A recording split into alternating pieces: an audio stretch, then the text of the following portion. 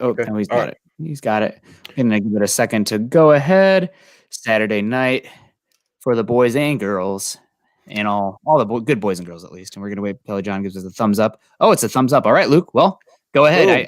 You are Luke, right? We don't have our banner today for whatever We're reason. in.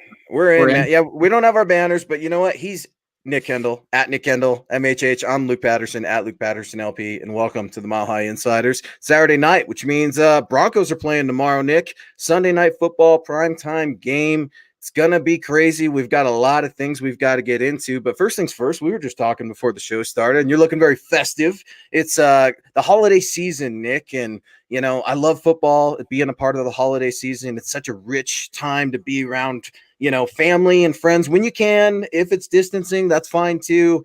But I love this season, man. I'm pumped. Yeah, man, it's a great time of year. First holidays away for me, being away from the family, so that's a little bit weird. But I do have the wife, a couple of friends out here, and obviously my fur babies as well. So it's not too bad. And I Yeah. got everybody in the chat today, my Mile High Huddle family, and also everybody in the stream here Boom. with us. So it's obviously going to be a weird Christmas for a lot of people this year, but Yeah. I'm thankful for a lot of things, and I'm thankful to be here tonight with you, Luke. Me too, man. I'm thankful for you too, dude. It's been fun, man. This MHI, it feels like we just kicked off yesterday, and here we are into our first Christmas. This is our first Christmas together, Nick. We're gonna have to do some Christmas segments as the month goes on, but let's get to some matters of business real quick, Broncos country. I want to let y'all know tonight's live stream podcast is brought to you by sportsbetting.com. Broncos country, gambling is now legal in the state of Colorado, and here's what makes sportsbetting.com a no-brainer for all sports fans. Sharp odds, low juice. They have in-house bookmakers. They're not a third-party provider of odds, reduced juices, and best prices. There's hassle-free bonuses with a one-time rollover, which means the bonus money is yours after you bet it one time. Other sites now, this ranges between 5 and 30 different times. So it's a great deal with sportsbetting.com. There's 24/7 live customer support, always a real person in the US. Now, here's the kicker. At sportsbetting.com/mile high huddle, you can get a 100% risk-free week of sports betting up to $1,000. Not just one bet, but all of your bets.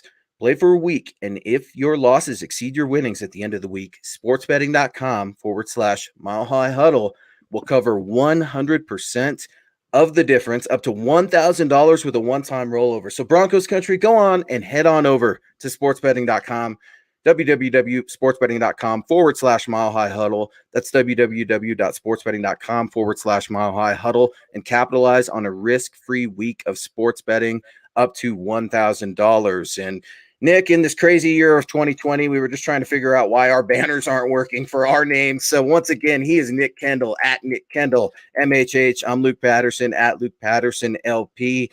And if you're joining us today via YouTube, thank you so much. We're the Mile High Insiders. Go ahead and get at us at MHI_football pod. And we're part of Mile High Huddle, obviously, Nick. We've got exciting things always happening at Mile High Huddle. Get at Mile High Huddle on Twitter, at Mile High Huddle, milehighhuddle.com as well. And guys, speaking of swag, I was talking about Nick and his holiday sweater. I love it, but I love his hat even more. Go get your swag on, guys. Get on over to huddleuppod.com. Get your swag on. Get yourself a hat. Get yourself we've got masks. We've got shirts, coffee mugs, all kinds of great stuff. Even some MHH community designs from some of our own fans. And I think that's one of the coolest things ever, Nick. I absolutely love it.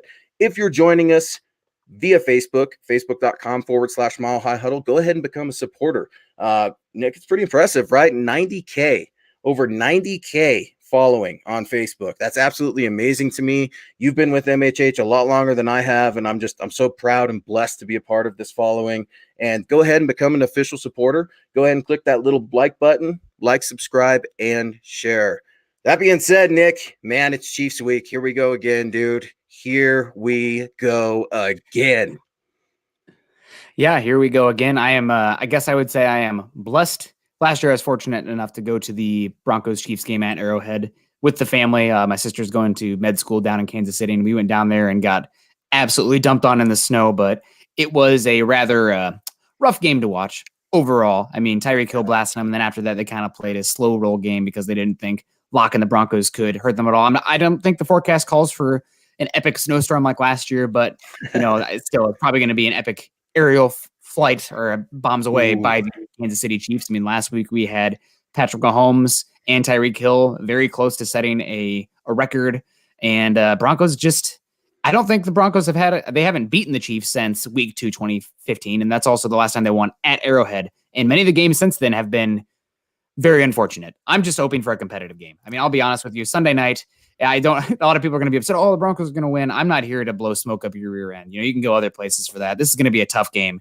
And the Broncos, gosh, if they can hang with this game at all, I will be happy. But as far as getting a win, oh man, Christmas will come early if that happens. I love it, Nick. I love it because even when we disagree, when we do agree, you're always honest and I'm always honest. And that's the best part of this show. And our followers are. Oh, there he goes. He's muted for a second, but he's talking about how good our followers are here not to just have their living in an echo chamber, but Luke's still offline, not just living in an echo chamber, but here to have your views challenged and whatnot while we settle some technical difficulties. So we'll see what happens. Obviously, the Chiefs playing for a Super Bowl this year. They are looking to go back to back, and this is a game that they do need. Obviously, the Pittsburgh Steelers, and he's back. 1, 2, 3. You're back. You're back. You're good. Hopefully you can hear me. The Pittsburgh Steelers are the leads in the AFC right now, but Kansas City right on the heels, and the Chiefs will have a really easy time. Oh, there he goes. I don't know what happened. I guess it's just me now for a second, folks. You can see my really nasty facial hair and the hat coming in. So he'll be back. But yeah, this is a big game for the Chiefs and also for the Broncos. Our main topic today was going to be, is this a make or break game for Drew Lock? Now, I will go first here because obviously Luke isn't here to defend himself. So if anybody has any takes you want to fly off right now, Luke's got worse facial hair than I do. Ooh, it's the Nick show. I'm in. Nick at night, baby. We're in. But no, he's coming back. But yeah, definitely, this is a big game for Drew Lock. He needs to show much better than he has against the Chiefs so far in his career. Welcome back, Luke. Good to see you. You got me? Are we hot? We're hot? Good. We're hot hot on the mic. Hot on the mic. I was worried that maybe I cursed or something was picked up and we were kicked out already, but you're good. Well, people were interested in the one-man show. You guys missed it. I used to have to do some one-man shows back in the day, and you can ask my wife, you can ask my friends. They're probably very happy that I found a live stream outlet because I could talk football all day long, and I would, even if they're not listening. So that's fine, but we're back now. It's more fun when we have a little back and forth, but I was just kind of starting on the track here for our main conversation. Is this a make or break game for Drew Lock? His two games against Kansas City so far have been probably, if not close to, the worst two games he's had in his professional career. That game at Arrowhead last year was abysmal. I was there. There are questions about Drew Lock's ability to play in weather, especially cold. He has small hands. The wind was not really effective in that game, but it snowed a heck of a lot, and it really did impact Drew Lock. And then the game against Kansas City, even though the Broncos defense had probably one of the best games any team's had against Patrick Mahomes, Broncos offense was just putrid. Drew Lock threw that pick 6, and after that, it was just kind of over. So I'll kick it off to you because I know that we're going to kind of differ from here, and also hello to everybody in the chat. We appreciate you. Drew Lock, is this a make or break game for his ability to be a Denver Bronco? I know a lot of people right now got eyes on that BYU Coastal Carolina game. They have a quarterback there named Zach Wilson. Yeah. I mean, Broncos are out of Trevor Lawrence range. That's done. Right. As soon as they lost to the Jets, it was over. But Justin Fields had a great game today. We also have Zach Wilson as an interesting quarterback going off right now, making some NFL throws. I don't care who he's going against. Although Coastal Carolina is undefeated, they're probably one of the best small schools. But this is a big game for Drew Lock. He doesn't need to win. He doesn't need to win. Also, QB wins are stupid. But he has to play so much better than he has against the Chiefs so far. Yeah, we got to see something, Nick. I mean, I texted you earlier and I was trying to sum up what I wanted to say. And we never script things. And I love this show. And the other shows, we don't script things either. We hash this out with you guys. How we feel is real. It's natural. Sometimes it's raw and it's emotional. That's just the way it is. Now, I've liked Drew Lock since college. I've been on record for that. But I feel like sometimes I've gotten a little bit burned. Maybe I was a little overzealous. Maybe he is young. On the other hand, I see the regression. I see these other things that are happening with Drew Lock, and we're not moving quite forward. Now, I do think that coaching, his teammates, the Broncos lead the league in drops. All those things definitely play a factor. So it's not Drew Lock's fault that the Broncos are where they are, per se. I'm not saying that, but this game, man, for me, this is the most significant game left on the schedule. Not because I'm going in there and I'm expecting Drew Lock to win the game and win me over as a Drew Lock fan. No, I want it to be competitive. That's something you said earlier in the show. This has got to be a competitive game for Drew Lock. This is your hometown team. You've never thrown a touchdown against them. You spoke about his horrible, I mean, he's got the rushing touchdown, whoop-de-doo. But come on, Drew, you're better than that, man. You're better than that. I know you've got the tools. We see you have the tools, and that's the most frustrating part about it. So for me, I'm not worried about Carolina and the rest of the, see the Raiders, the Chargers, all that stuff, man. It's all about the Chiefs and how you stack up to the Chiefs. We know the Broncos aren't up to snuff with the Chiefs right now, but the Chiefs present the biggest obstacle for me to give you a realistic opportunity on whether or not you should go into Drew Lock into another offseason with he's our guy. Yeah, I mean, this is a measuring stick game. We've said that multiple times, but this Kansas City defense isn't incredible. Granted, they don't have to be incredible because of how great that Chiefs offense is, but they're also hurting too. Brashad Breeland was a full participant on Friday, but he's been dealing with an illness. Dorian O'Daniel's out. That's some good depth for them also on special teams. Tano Passanio, who's the guy that actually got put into a blender on that Drew Lock rushing touchdown, but he's a full participant, but he's been dealing with a hip injury. Derek Notty's dealing with an ankle injury. Anthony Hitchens is dealing with a shoulder injury. So they're banged up. They're going to play, but they're banged up. And the Broncos also have a fair amount of injuries too. I guess if we're talking injuries, I might as well go through it. DeMar Dotson has been dealing with a hand injury. He's a full participant. He'll go. But worth noted, Philip Lindsay is questionable. It does sound like he's going to go, but he has a knee injury. Obviously, we knew that. Trey Marshall is out. So that opens the door for Will Parks, everybody's Philly favorite son. Malik Reed is questionable with a shin injury. Jerry Jeudy's questionable with an ankle injury. And then also Duke Dawson and Graham Glasgow and Brandon McManus also listed on the injury report for the Broncos. So will be interesting to see. But most of these teams, relatively considering who's available, are relatively healthy. Obviously, the Broncos have been decimated, but it's not like we have a bunch of people on that injury list that aren't already on IR. Yeah, and just to clarify, it looked like Brandon McManus was out for personal reasons that day of practice, so I expect him to play. I hope he plays. I said out a tweet there, he's the only hope at scoring right now, right? Terrible joke. But also, I do want to. You said earlier the Broncos lead the league in drop passes. Is that? I'm at NFL.com. Okay. No, they're actually right in the middle of the pack, 15th right now with 13. Right. The Dallas Cowboys have 26. Drop passes. So a little different there. Everybody said they had the best passing weapons in the league. They might be high, but Broncos do not lead the league in drops. We were there pretty early. KJ Hamler was dropping the ball a bit. I'm dated in my stat there. I'm dated. So, I appreciate you got to check me, Nick. You got to check me and keep me honest. It's like a Tony Reale at the end of Around the Horn, right? What do we miss today? Or was it Exactly, dude. You got to keep me honest, man. So as we get through it real quick, Muhammad's coming in here, man, with the super chat. I want to get to Broncos country because we're gonna start rapping and we're gonna start arguing and having a good time. But let's get out to Muhammad real quick. Luke the Smooth Killer, good to see you both. # beat the Chiefs. Muhammad, dude, you've been repping some hardcore huddle up swag, dude. Nick, you see Muhammad, man. I see you guys chatting and everything, man. And it's awesome to see you guys supporting this gear. And I know it means so much to everybody at Mile High Huddle, dude. And it's awesome to have you a part of Broncos country and a part of Mile High Huddle. Thank you so much for your donation. It allows us to do what we love to do as professional analysts. Excuse me. So with some more news, Josh Watson, obviously activated from the practice squad. Troy Fumagalli, tight end, activated. And Elijah Holder, activated. Will Parks, he shouldn't be in the game. I'm pumped. I wrote about an article. I was hoping they'd get him. I was shocked that they did. Andrew Beck also activated. Andrew Beck. Okay, so Beck's activated. So, yeah, we can't see Phil Will just yet, but don't worry, y'all. He's coming. It's going to be worth the wait, too. But I was asking John about this, and I want to ask you before we get into the Drew Lock. Shelby Harris, I thought that John Beast put this in the best possible term. He's like, I think Shelby Harris is going to be on a pitch count. Is that kind of what you're feeling with Shelby Harris and how the defensive line and Bill Kolar and Vic Fangio intend to use Big 96? That's what it sounds like. Unfortunately, we know with as Carl's daughter says, that sick bug going around right now, it impacts a lot of people differently. Sure. So, I mean, I guess I'll share some personal information. I found out my grandma has it, but she's actually doing better and better. She's a diabetic as well. So it was pretty scary there for a bit. Thoughts and prayers, brother. Yeah. She's trending in the right direction though. So, Good.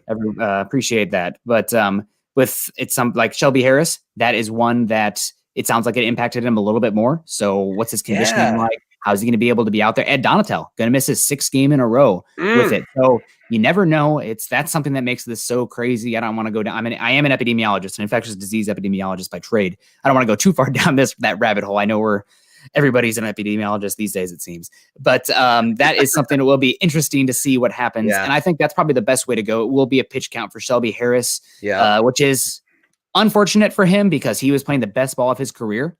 And this is a year where he was looking like he was going to cash out. I know the salary cap's going to go down next year, et cetera, but he was looking like he was going to cash out. And now this happened. So it'll be interesting to see what happens. I think you have to have him out there, especially on those money downs. I mean, the Broncos don't have anybody that's winning inside like he does. I love Draymond Jones. I love the upside with him. But that is Shelby Harris has been the best interior defensive lineman they had, even better than Jarrell Casey when he played for 4 games or whatever it was. So having him back would be big. And Vic Fangio said the other day in his press conference on yesterday, Nick, he said, I haven't been able to watch Shelby's whole career, but just him and Shelby talking to each other, he said, Shelby's on pace. I think he was having his best career yet. And I'm like, wow, from a coach that's, sour on everybody, that's big praise, from Fangio to Shelby Harris, who, we were talking a couple weeks ago about Shelby Harris lunging at coach. So they're kind of coming full circle. So that's something to take a look at as well. But before we get into Drew Lock and what the implications mean with this game and John Elway, Vic Fangio, Joe Ellis, man, what a crazy week for the Broncos. Let's get to a couple more supers before we get down that rabbit hole. I've got Mr. Boggins coming in here, man. Mr. Boggins always showing love to MHI and Mile High Huddle. What's up, boys? What's up, Mr. Boggins? Do you think Locke's time off will help him again? That's a great question. So obviously, Mr. Boggins referring to Drew Lock not being able to play because of that weird little bug that I love that. Carl's daughter has that weird little bug. We're going to call that # the weird little bug. That weird little bug that's going on and all that funky mess that was going on with the quarterbacks, man. Is this time going to help Drew? Is he going to bounce back? Does he have something to prove? I like that question a lot. That's a sharp question, Mr. Boggs. What do you think, Nick? I think that it's unfortunate that we lost a game to watch Drew Lock. He needs every single game. The Broncos need every single game of Lock that they can get to evaluate him, to understand what they're going to do in the offseason with the quarterback position. Gathering more data is always a good thing, increasing the sample size. That being said, Drew Lock has been dealing with an injury. Obviously, coming off that shoulder, he should be as healthy as he's been. He took a licking a few of those games as well. Got beat up pretty good. Some of that due to his own fault, but that's kind of how it is. Some of it's the scheme as well. But also he's as healthy as been. He also missed the Saints, who right now, arguably, I think that's probably the worst defense for Drew Lock because of how good they are against the run. I mean, we're talking about a historic run D, and the Broncos coming off a game, the Miami game that is, where they ran the ball really effectively.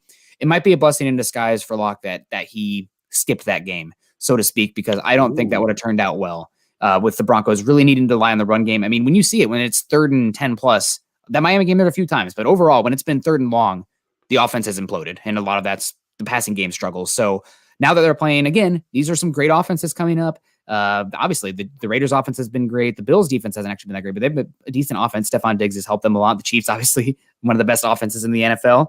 And the Raiders tossing up, Chargers throwing bombs and whatnot. So good offenses coming up, not good defenses. So I think overall, I would say it helps Lock, especially from the statistical side. I mean, you might not get the wins and losses, but it should help him at least. I don't expect a 4-1 down the stretch like last year, but still.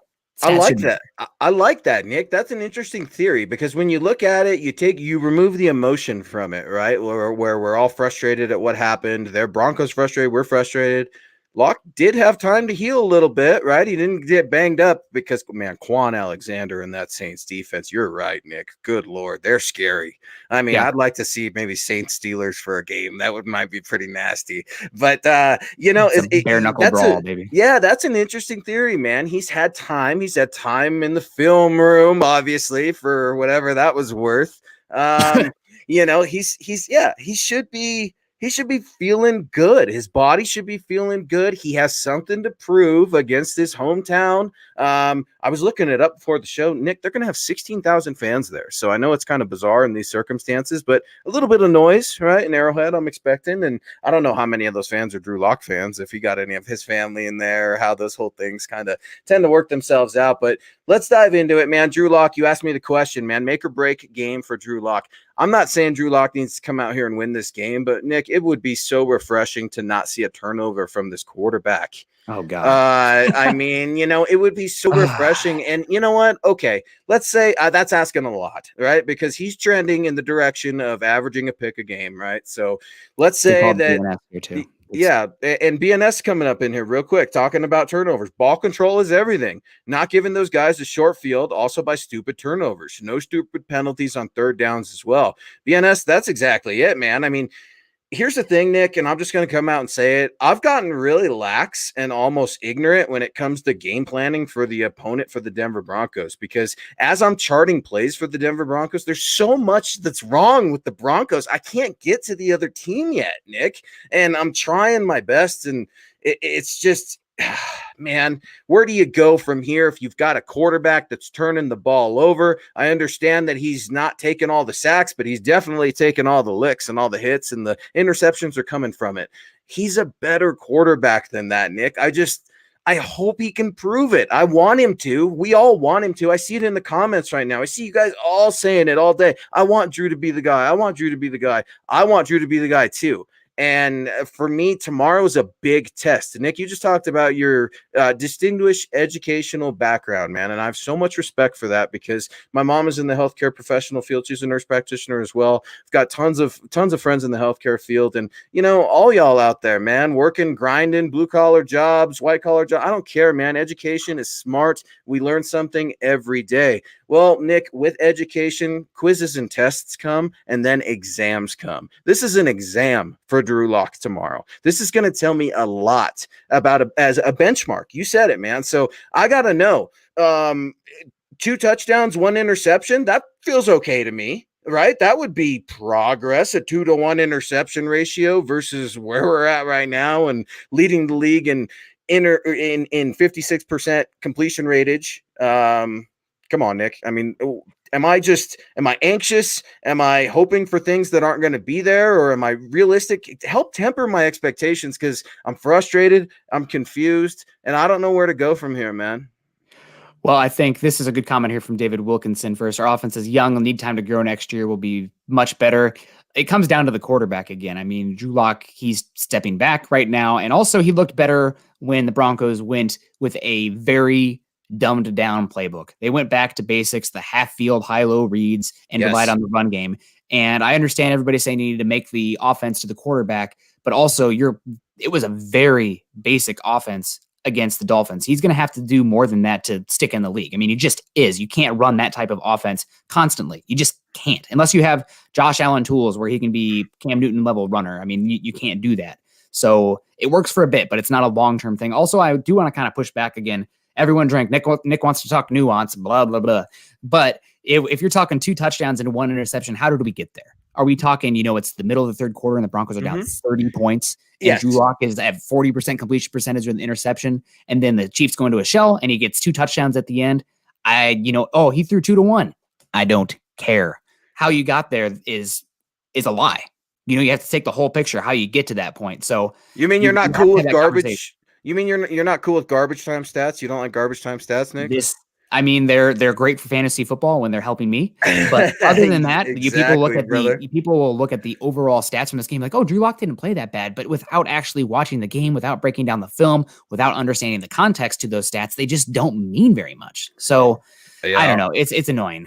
I gotta get to a friend here I've been chatting with. A lot of interesting football knowledge from Chloe. Say that last name for me. Say it for me. It's gonna be tough. I'm not gonna even try to butcher it. That's why I'm just gonna say a dear friend. She will be drafted by the Broncos next year. Oh man, I just got through Okuwebuna, man, and Michael Ojemudia. So come on, man, don't do this to me. But Chloe's coming in and she's saying, Nick, the Broncos can't improve without different coaching. And this is something I knew we were going to get to, and I feel like I've been triggered because all week, man, what have we heard? There's almost like Broncos country. It's you got to fire everybody, or you got to fire the coach, you got to fire the quarterback, you got to fire Elway, you got to fire Ellis, you got the daughters fighting, man, things are a mess. Now, she didn't say replacing coaching. She said different coaching. And that's something that I noticed, those small details, man. And that's something you're talking about. Playing to your quarterback's strengths, but at a certain time, that quarterback has to develop new strengths at the same time, right? Because when your vanilla offense is just high-low read, that's going to get figured out real quick, man. And I would make the case Lamar Jackson is struggling a little bit this year for some of these tendencies that defensive coordinators are starting to pick up on. Now, can't throw outside the hash marks. Pack the box, baby. If he beats you with the Greg's, I mean, whatever, but pack the box. Don't let it go over the middle. Yep. Exactly. So when defensive coordinators start honing on to these tendencies, and we talk about it every week, and I'm not going to get you fired up about running backs, man, so I'm not even going to do it yet. But the running back situation, good news, Philip Lindsay will be playing. It looks like he's out there high-stepping, looking, great, and hopefully he's not taking direct snaps anymore. But you'll have Philip Lindsay, you'll have Melvin Gordon. I doubt you see too much of Royce Freeman unless that ankle, I think it was the ankle with Philip Lindsay, starts to bug him. But different coaching. Kansas City Chiefs, Spagnuolo, man, what kind of coaching? What do you think the game plan is, Nick, for the Broncos offense? Now, Broncos defense, we could spend a whole show trying to figure that one out, and we may not even get there because, Cheetah, you said it yourself, Tyreek Hill, man, I don't know what you do, and that's not even talking about Travis Kelce yet, or, Clyde Edwards-Helaire, you got some guy named Bell who just signed a contract, man, the Chiefs are loaded. But if you are Pat Shurmur, how are you attacking the Kansas City Chiefs defense, specifically with your quarterback, Drew Lock?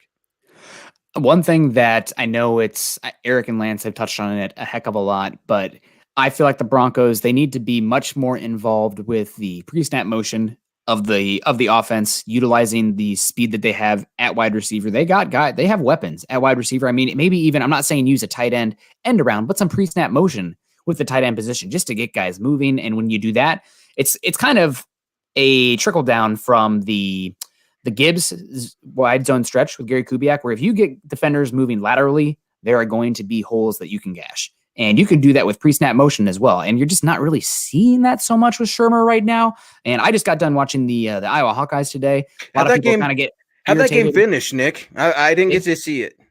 35-21. Iowa's also dealing with a quarterback who's struggling completing passes plus 15 yards. So that really bogs things down. But Iowa's got a great offensive line, good running back right now. They also have a really good speed wide receiver and Ihmir Smith-Marsette. And the Iowa offensive staff right now is doing really good things of utilizing him in pre-snap motion. There was an end around where he ran for 50 yards. There was an end around where he ran for a touchdown. And there was a pre-snap movement where because of his movement, he already had momentum going and a safety tried to catch him and he had space to the pylon. So just you have KJ Hamler, right? Like, why aren't you using him in pre-snap motion, getting that dude the ball? He might be your most electric player. You don't have to just be throwing it down the field to him. Getting him running laterally, making sure that the defense, I mean, we already talked about 2 Chiefs linebackers are dinged up.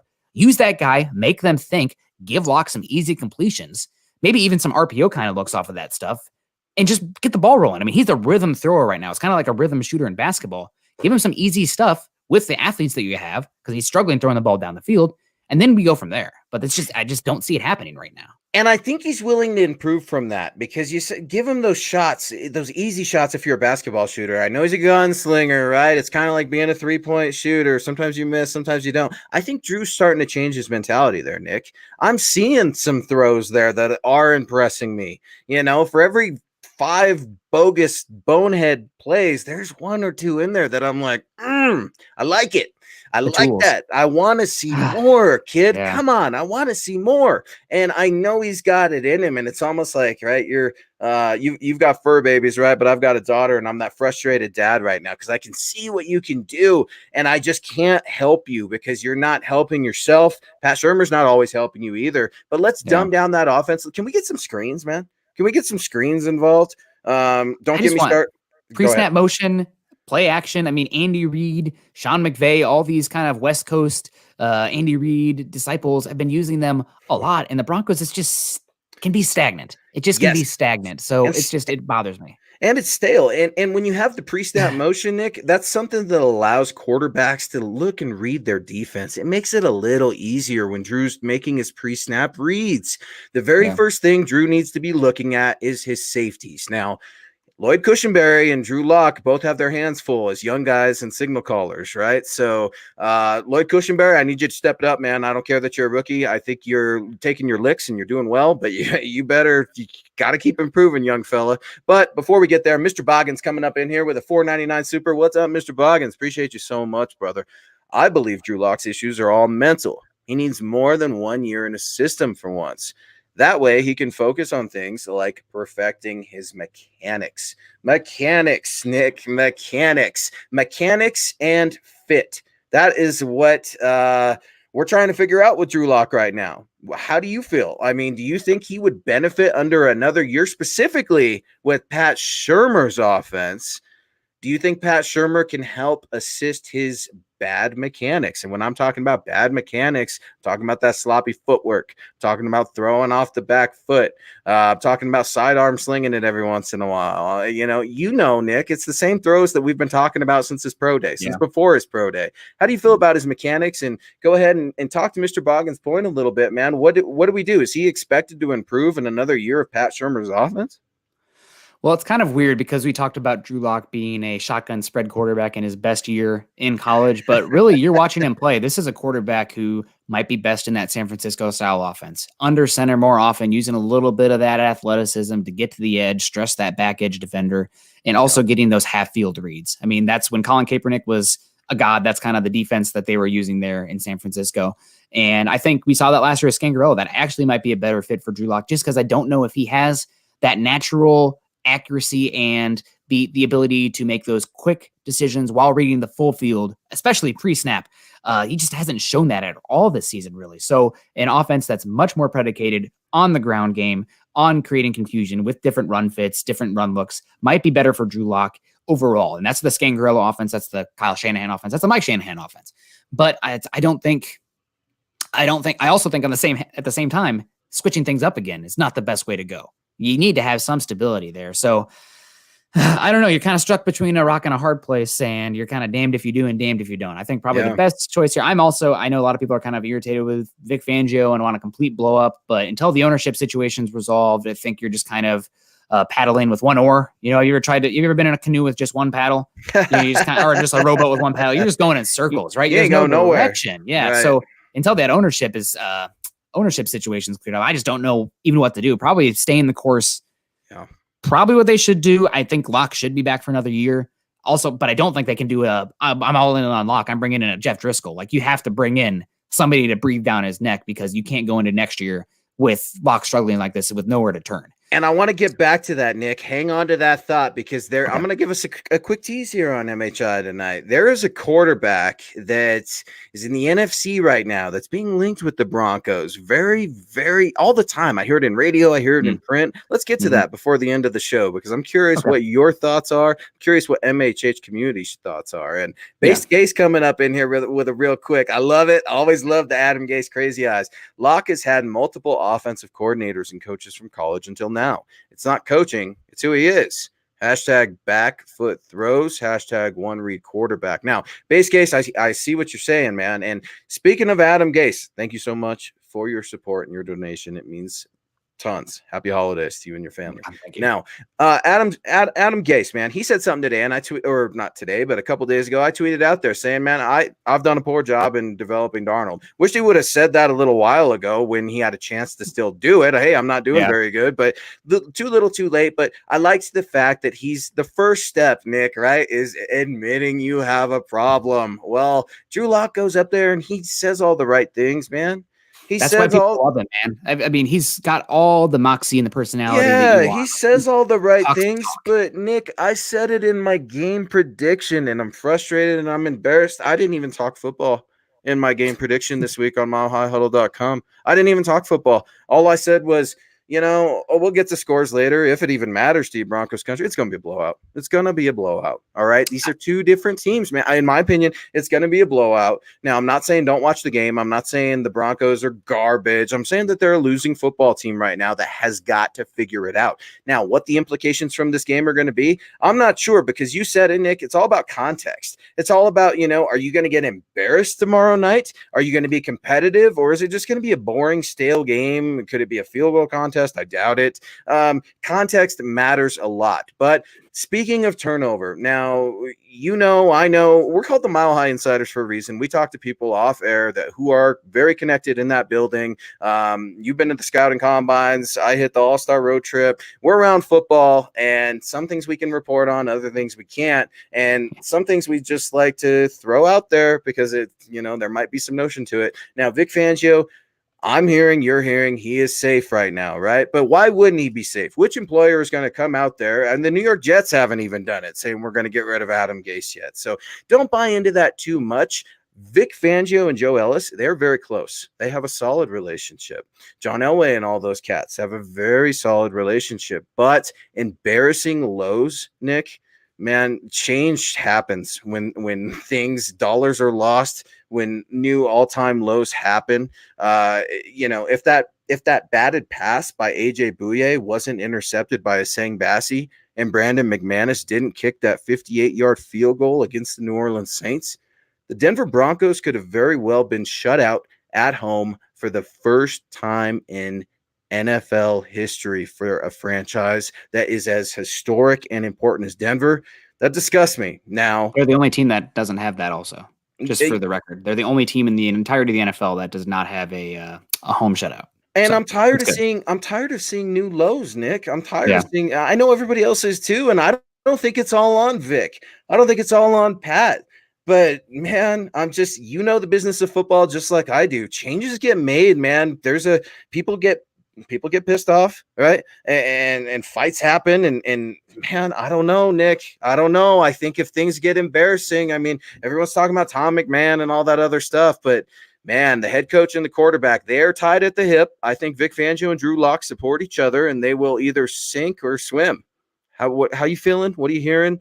Give me your general insight on the coach, what you're hearing about his future, and whether or not these implications could have immediate impact on the organization for Denver for the rest of the 2020 season.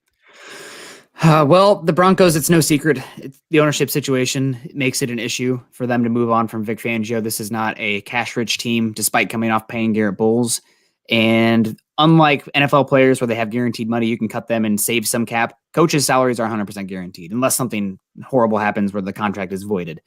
So if you are moving on from Vic Fangio, he's still going to get paid for all of 2021, all of his contract there. And then you're going to see what's going on. You have to pay that other quarterback on top of that. So I think that is a big boon for Vic Fangio coming back, unless this team completely implodes down the stretch. And that doesn't even mean 0-5 down the stretch. That I'm talking about like you get blown out by the Raiders and the Chargers as well. And like, don't show up at Carolina, like we're talking about putrid games. And then you might see that movement where you have really no choice. But I do want to give, maybe people will say, oh, Vic Fangio should go back to being a defensive coordinator. It's what he's great at. And maybe there is some merit to that too. But like, considering the injuries the Broncos have had this year on the defense, now they're minus arguably their best player this season, Bryce Callahan, going against the Chiefs now. Man, how bad do you feel for Bryce, dude? My heart breaks for Bryce because I talked all that junk about Bryce never completing an NFL season. Dude, he was balling out, Nick. I called him the best defensive player 2 weeks ago on our show.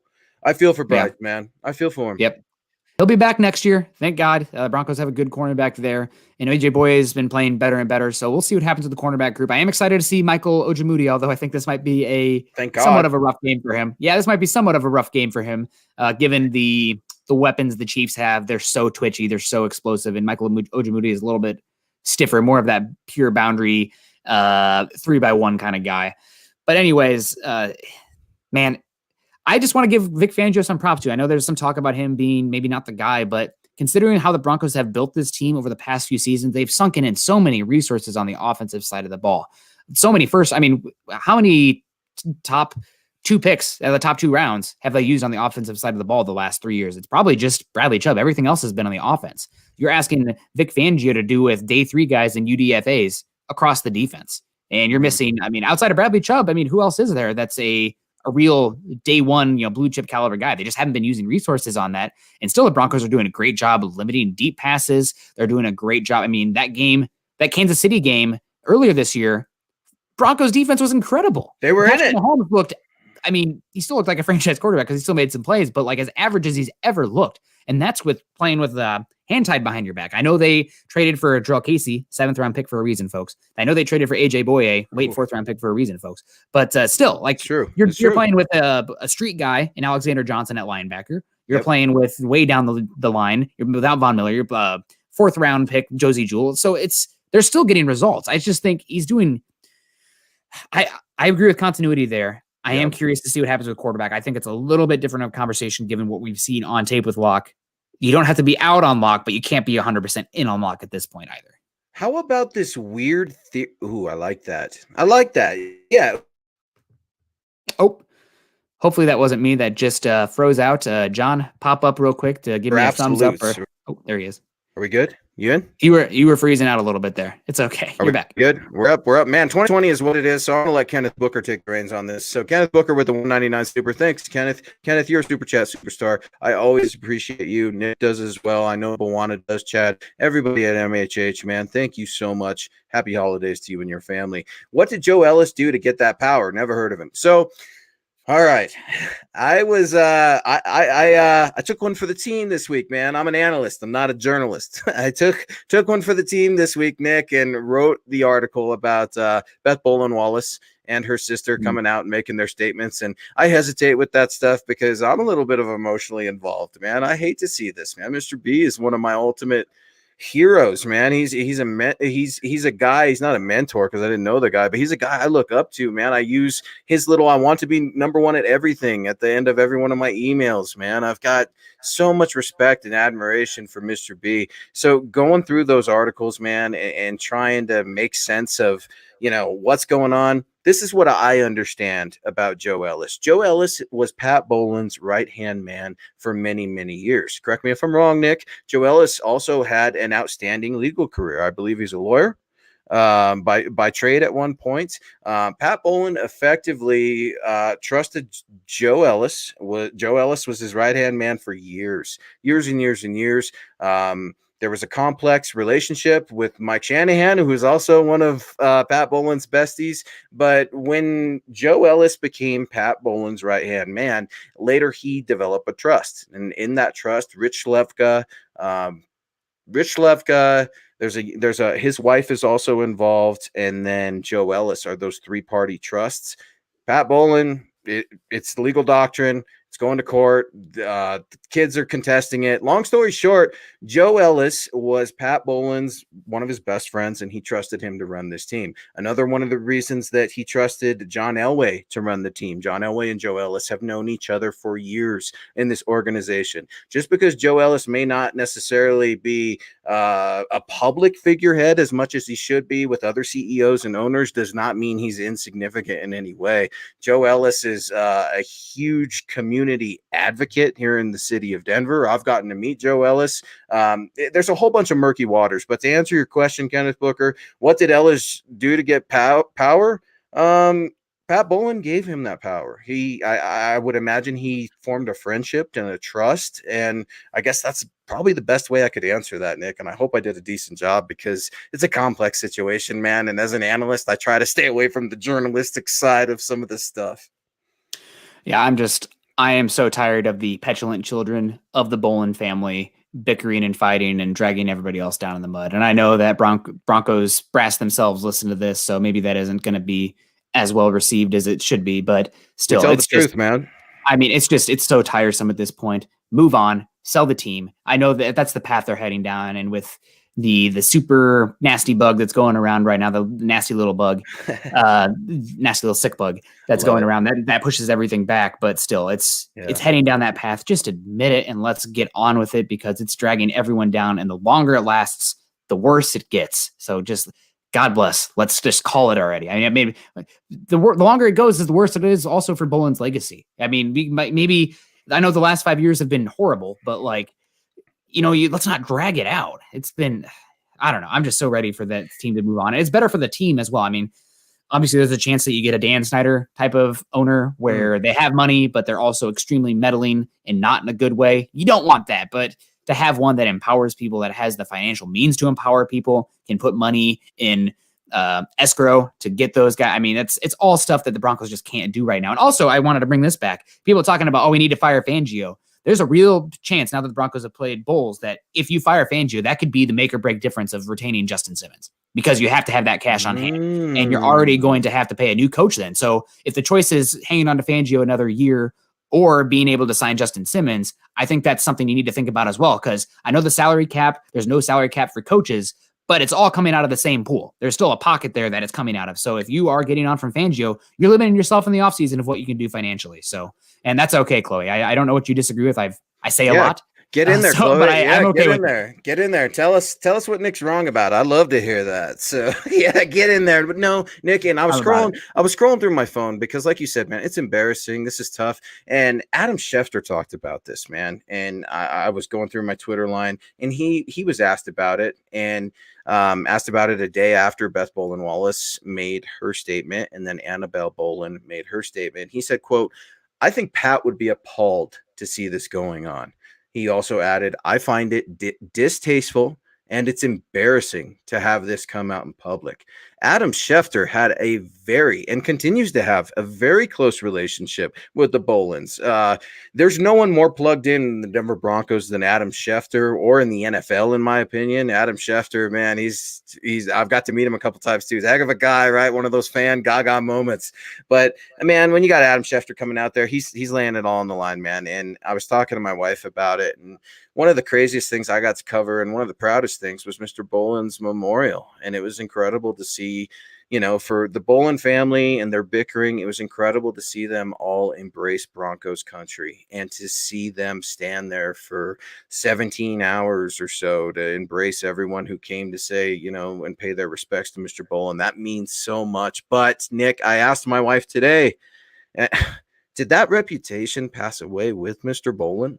That's a hard question, and it makes me sad to say it, Nick, because you've got John there. You've got Joe Ellis there. You've got guys in the build. You've got Vaughn and Brandon they're Super Bowl champs. You've got Vic Fangio, the godfather of defense, right? You've got these guys in the league that should have an idea of what the Broncos were.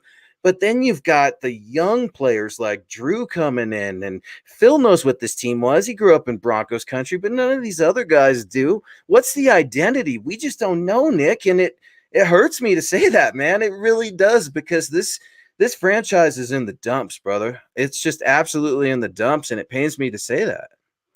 Yeah, and I don't want to be this guy, and I've been afraid to say it, I guess, too loudly, because I know that a lot of the hardcore fans would not like it. But this Broncos team, until this team is sold, I don't think it's going to get much better for the next couple of years. I know they have a really exciting young offense, but you're in a division where you are looking well up, and maybe it's a little bit of turnabout is fair play for the Broncos, given all the years that they had John Elway. Then you had that sunset moment with Peyton Manning. Obviously, that was that run was incredible. I mean, just to think about how long that was, you're really blessed to be in that situation. But now the Broncos are in a situation where they're not that team. They have the best quarterback in football in their division. He's going to be in the division for the next 15 years. Yikes, that hurts. You also now have statistically the best rookie quarterback season of all time in the division in Justin Herbert, on top of the Broncos ownership situation looks like it's not close to being over, or the situation not close to being resolved. So it's going to be very annoying. And here we go. We got Chloe coming in. I'm going to try the last name right now. Holoshenko. Ooh. Holoshenko. I mean, maybe that's close. That sounds like a hockey name there, but too funny. I don't agree with passing judgment on the Bolin sisters because they know a different person than we did. We don't know what the family wanted in the shadows. And I'm just ready for it to move on. There are brothers. There are brothers in there too. Just John Bolin, Johnny and Patrick. Not good. Johnny. Yeah, no, I know. I've had good interactions with Johnny. I've had other interactions with Johnny as well. So I'll just leave it at that. But yeah, no, it's crazy, man. And Nick, Nick's not passing judgment, man. Nick's explaining where we're all at, man, saying, man, I wish we could figure this. I can't figure this out, but they should be able to figure it out with the trust, right? And if they don't, the NFL is going to figure it out, giving them a $10 million fine, Nick. If the Broncos don't figure this out, they're going to be we're talking about being cash strapped. You're about to get fined because you don't have a controlling owner, brother. And that's just straight up embarrassing. I got to get back to football. We got 10 minutes left to go here. We got to talk a little bit NFC quarterback. Well, NFC. Oh, the NFC. Thank you so much. All right, Nick. Now, I've been dying to ask you because I haven't told anyone my opinion on this yet.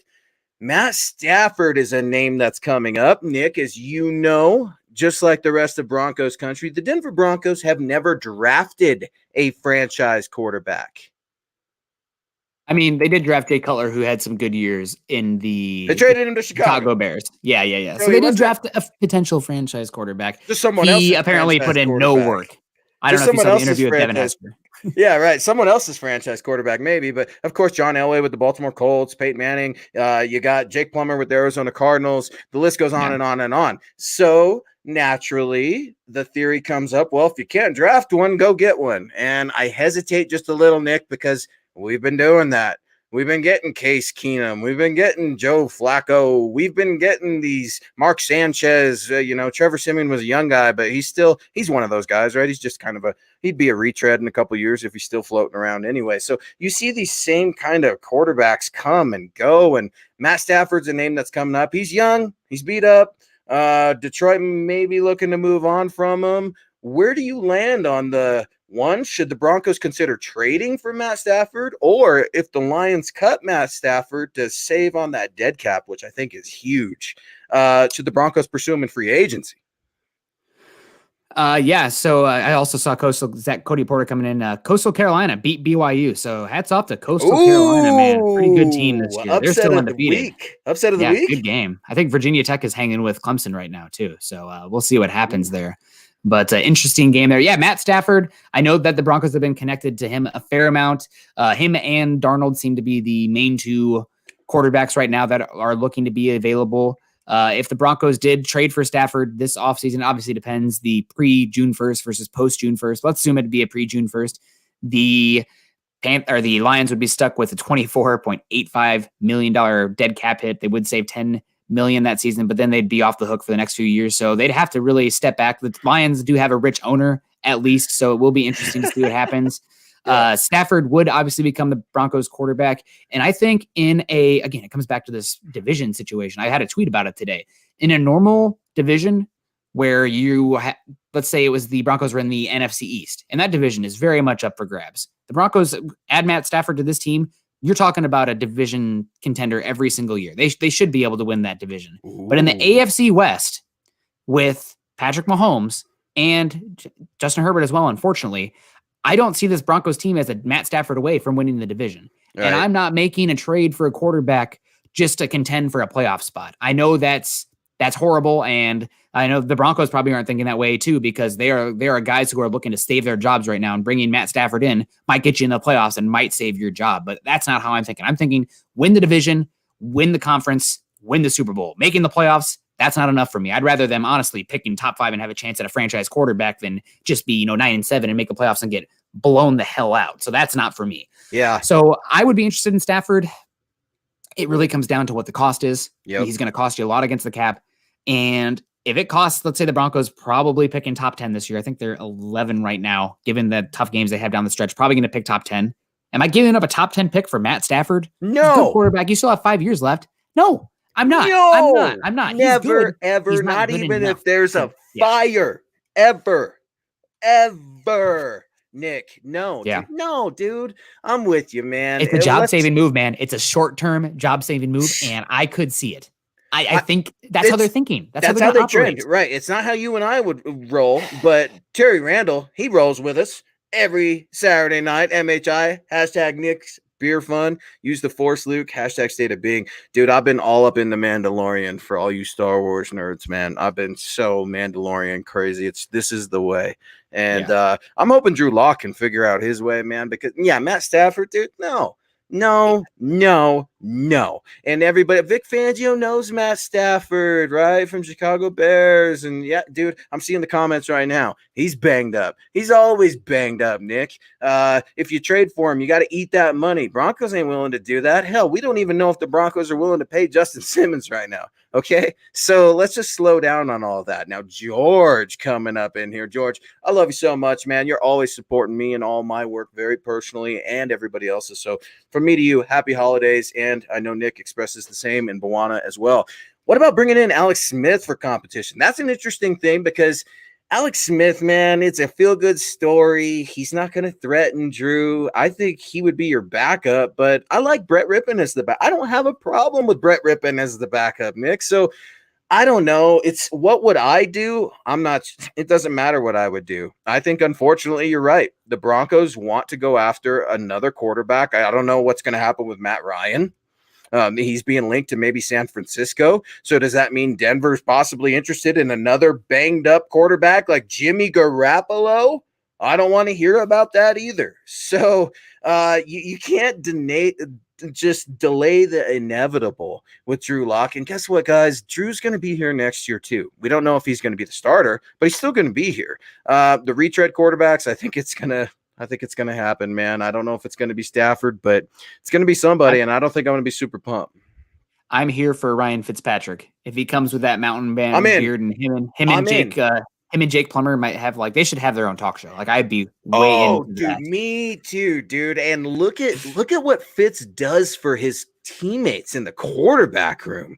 Can you imagine Fitz and Brett Rippon with Drew Lock?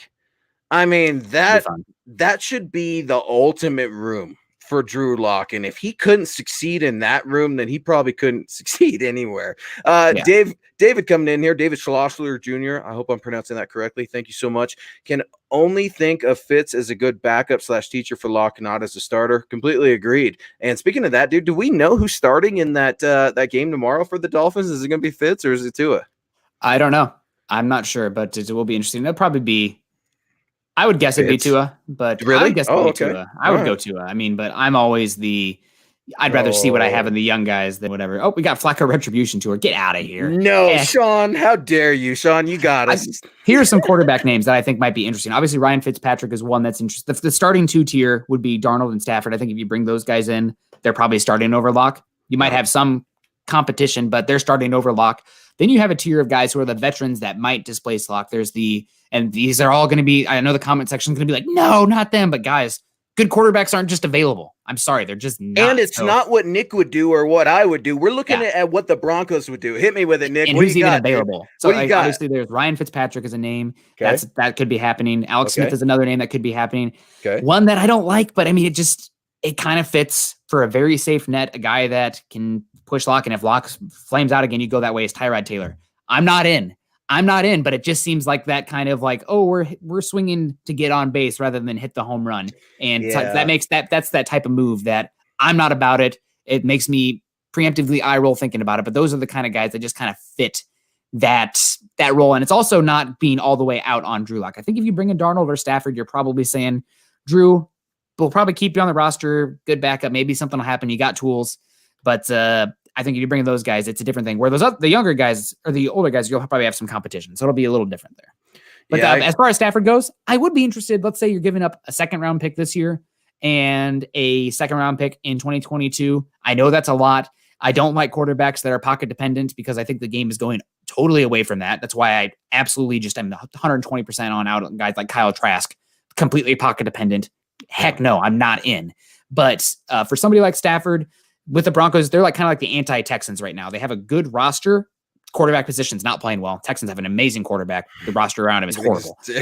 Outside of Will Fuller, that's just trash. And Larry Tunsil. But still, I think that with Stafford, you're talking about a playoff team. I'm not giving up a first-round pick, though. No. I'm not giving up a first-round pick. If that's what it takes, then, heck it. We'll go with Lock again next year.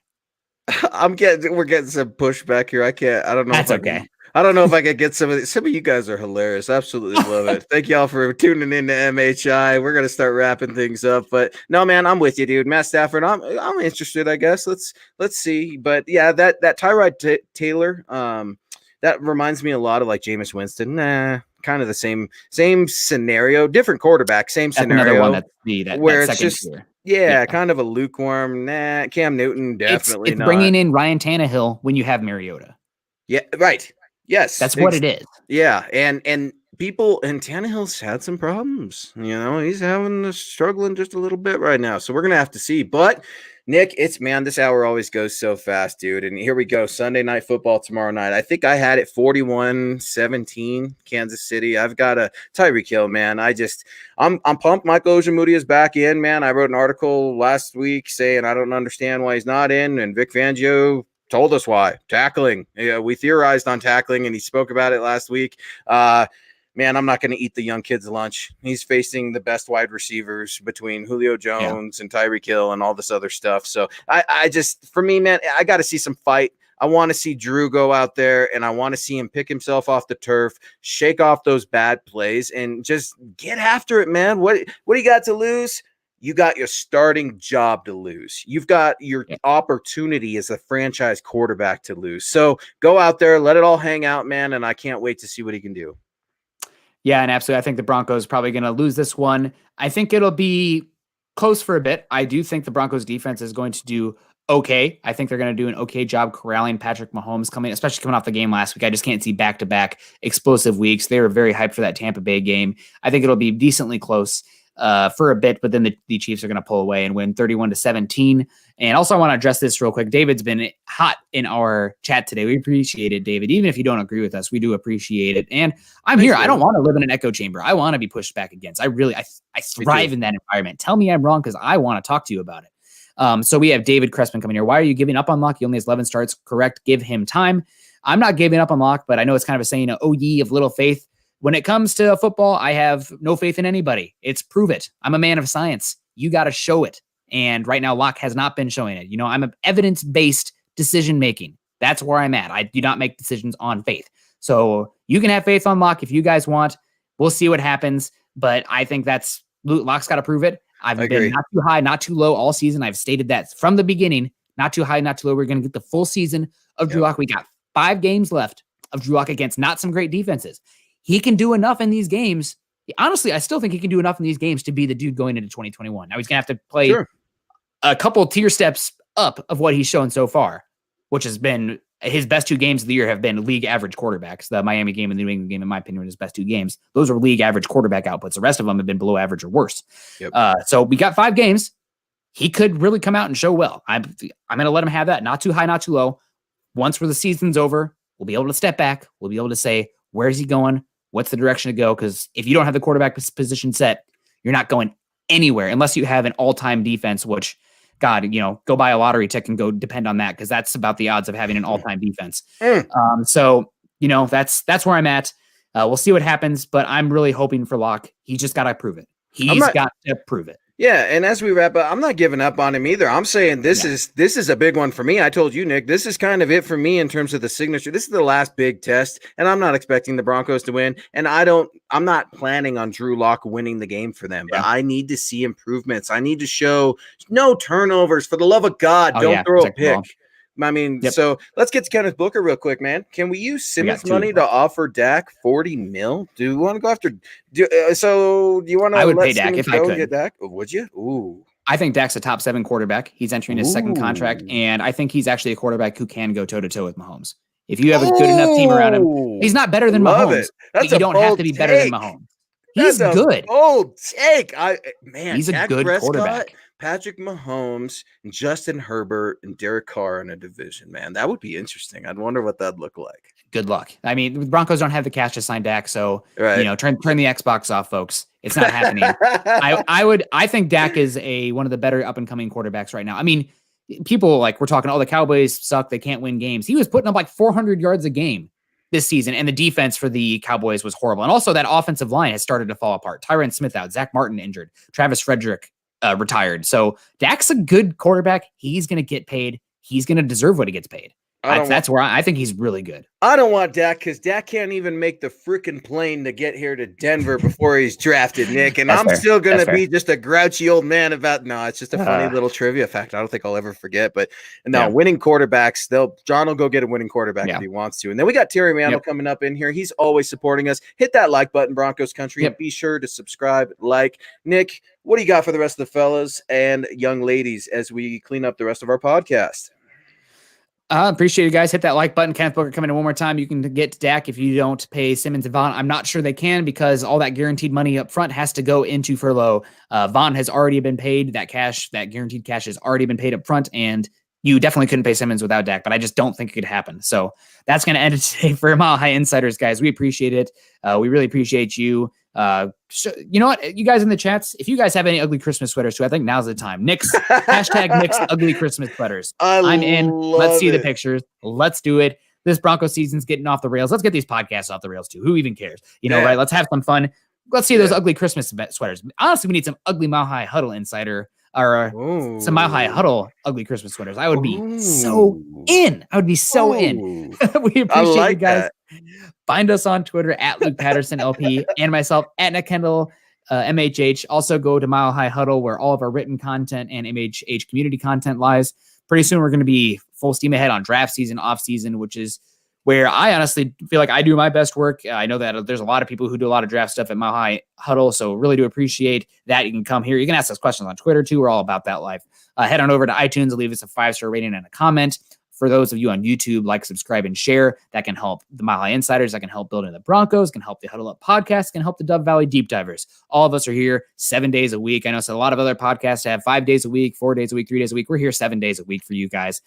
So we really do appreciate that on Facebook. Click those thumbs up. Like or share on Facebook as well. That helps us a lot. And that can help us continue to bring you these Denver Bronco Deep Dives. Again, on Twitter, follow us at Mile High Huddle and at MHI_football pod. Luke, you got any plans the rest of the night? I know you said you were doing some Christmas stuff today. Yeah, man, my girls got me on the roof doing Christmas lights and all that stuff today. I'm going to go do some gingerbread houses, all that fun stuff, man. I'm just going to enjoy some time with my girls, my family.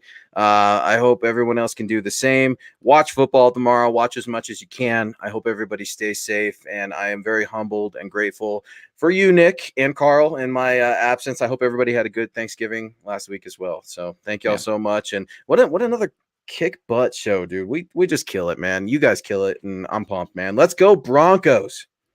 Yeah, appreciate you guys. I'm going to go set up and decorate the Christmas tree. So getting a little festive. I'll probably keep the sweater on. I'm keeping it down here right now because I got to keep it every game, but I'll keep it on today. Yeah. Appreciate you guys.